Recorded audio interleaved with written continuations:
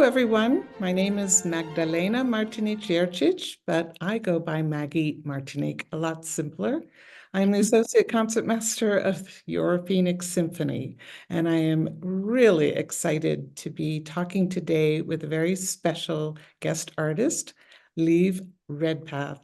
She's going to be joining us in October for our Mozart and Mahler concert on the Classic Series. This program is so exciting to me. We have two of the greatest composers, of course, and the theme is absolutely beautiful. She will be talking more about that. So I just wanted to introduce Liv to you. I'm particularly thrilled because I'm in Santa Fe, New Mexico, playing with the opera this season, and she is singing the role of Susanna in The Marriage of Figaro.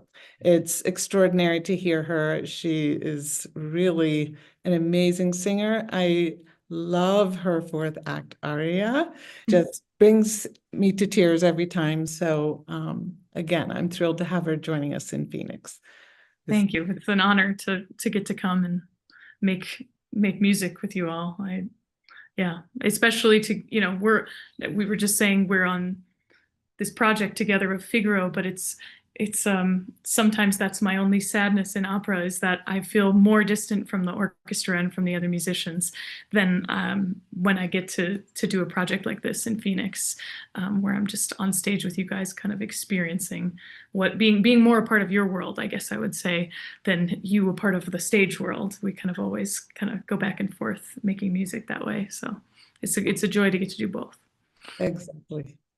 And it's great to have you so close to us on stage instead of, I love opera and I'm reading the librettos and I know all the stories, and watching you, I think we have 9 performances of Figaro over and over. It's really exciting. Now in Phoenix, you'll be, 5 feet away from us. So what can you tell us maybe about your background and why these pieces are special to you? Yeah. Well, I can say that in Phoenix, this will be my first performance of the Exsultate jubilate of Mozart, and this will not be my first performance of the Fourth Symphony of Mahler.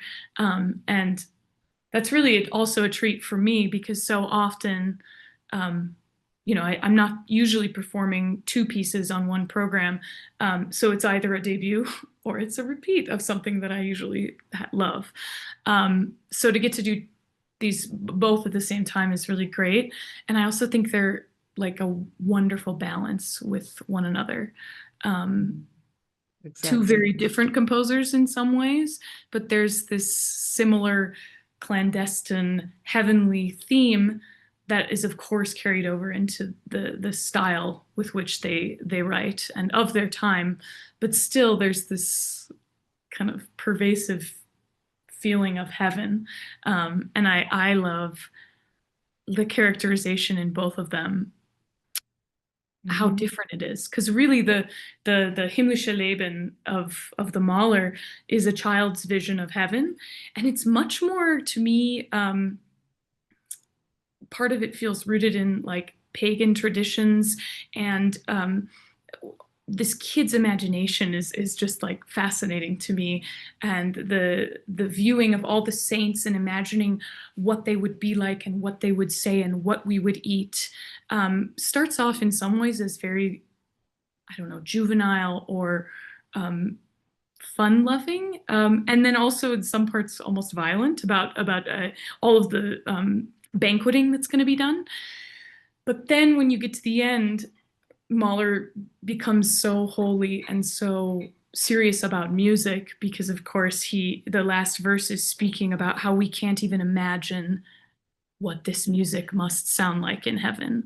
And I just think what a gift this symphony is for that reason. You spend an hour listening to truly heavenly music only to be told by the only person who says words in the symphony that, what could we even imagine further beyond this music? So of course, I think we all come to the conclusion, having listened to the symphony, what more could you hear that would be more beautiful? But still that kind of last imagining is such a poetic gift, I feel like.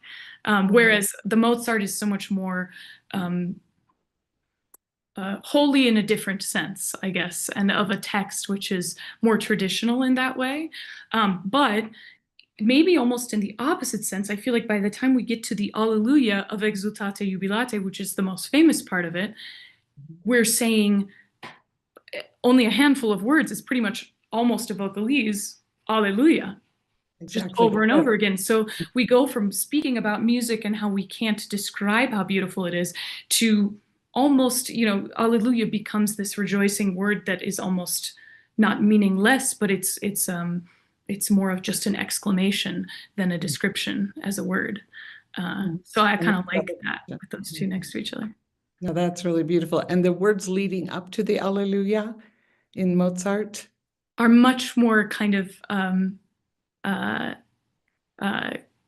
Christianly holy, speaking about the Virgin Mary and these things that are, I don't know, I was just thinking about the piece that actually was written for a castrato originally, and he wrote it when he was having pretty good success, I think, with an early opera of his called Lucio Silla, which I actually kind of love. I sing an aria or two from it, but it's not done much. But I think a young Mozart feeling like kind of coming into his own and this great sense of success on an opera stage, much like we were just talking about the difference between the two worlds, the opportunity to then write this motet that's for a solo kind of concert piece is a really nice compliment. Somebody who's we're watching kind of in history, like live in these two worlds kind of almost for the first time. Yeah, no, that's beautiful. There's another piece on the program called Amen. So the theme goes through the entire concert, which I think is really quite beautiful. Yeah. It's interesting, Mahler also in that symphony, for us violinists, he has this really treacherous violin solo in the second movement, which is scordatura, which means that you have to have a second instrument actually tuned up a whole step. And it's a really devilish kind of a solo. It's almost like a fiddling solo.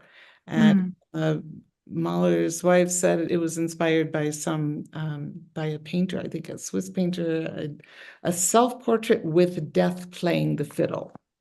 Yeah. But that's in the same symphony where when you come on in the fourth movement, you're speaking of heaven and Yeah, we get to this place where suddenly it's not scary anymore. You go through the trial and then you kind of get to this beautifully speculative place where, well, okay, who knows? Who knows what else there could be? And that's not something to be feared. That's something to be enjoyed.